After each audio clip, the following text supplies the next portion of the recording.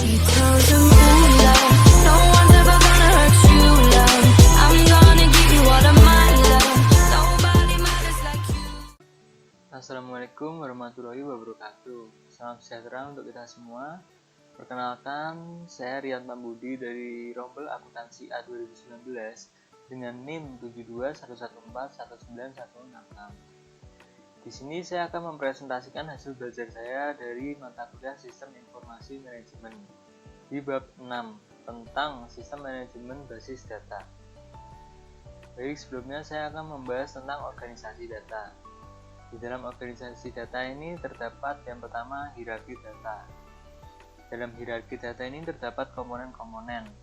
Yang pertama ada field data.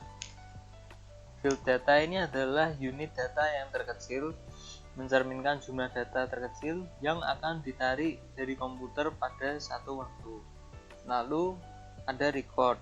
Record ini adalah suatu koleksi field data yang saling berhubungan. Kemudian ada file. File adalah koleksi record yang saling berhubungan. Lalu ada basis data. Basis data ini adalah sekumpulan file. Kemudian yang kedua, dalam organisasi data ini ada spreadsheet sebagai basis data sederhana. Spreadsheet ini menyajikan tabel yang berisi baris dan kolom. Spreadsheet dapat digunakan untuk memperkenalkan konsep-konsep basis data. Di dalam spreadsheet ini terdapat kolom-kolom yang mencerminkan field data. Kemudian ada judul kolom yang berisi nama-nama field data. Lalu ada baris-baris dalam tabel yang berisi nilai field. Selanjutnya di dalam organisasi data ada flat files atau file data. Ini adalah suatu tabel yang tidak memiliki kolom-kolom yang berulang. Alasan dari sebuah tabel harus menjadi flat file adalah yang pertama, komputer membaca field data dari suatu record secara berurutan. Kemudian yang kedua, flat file memungkinkan struktur basis data relasional untuk dinormalisasi. Kemudian ada field kunci.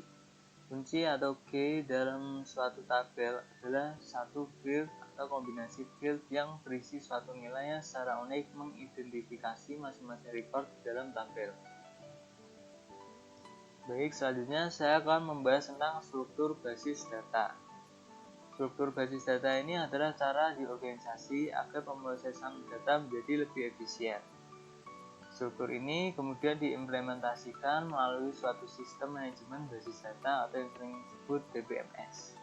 Ini adalah suatu aplikasi peranti lunak yang menyimpan struktur basis data itu sendiri, hubungan di antara data di dalam basis data, kemudian nama-nama formulir, jenis-jenis data, angka di belakang desimal, jumlah karakter, nilai-nilai default, dan seluruh uraian field lainnya.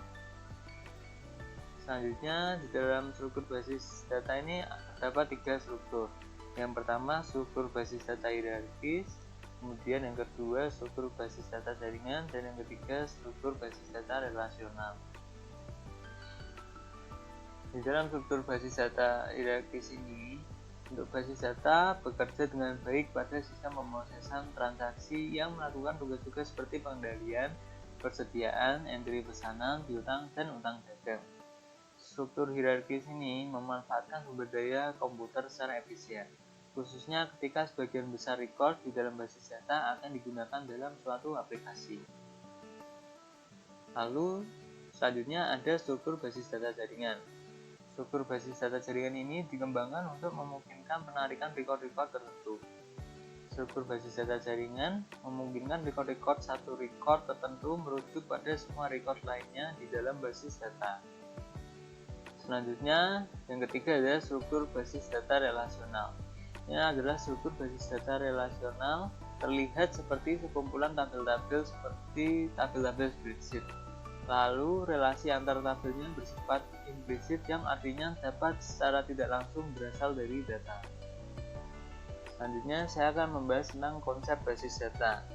Konsep basis data ini adalah integrasi logis record-record yang melintasi berbagai lokasi field. Selanjutnya saya akan membahas tentang membuat basis data.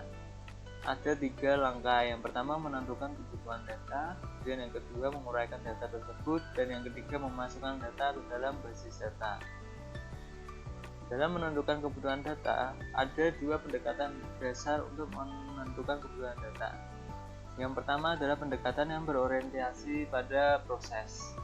Ini memiliki langkah-langkah seperti mendefinisikan masalah, kemudian mengidentifikasikan keputusan yang dibutuhkan, lalu menjabarkan kebutuhan informasi, menentukan pemrosesan yang dibutuhkan, dan yang terakhir menentukan spesifikasi kebutuhan data. Lalu pendekatan yang kedua adalah pendekatan pemodelan perusahaan. Kekuatan pendekatan pemodelan perusahaan ini adalah bahwa ia mengambil keuntungan dari sudut pandang sumber daya data perusahaan yang luas.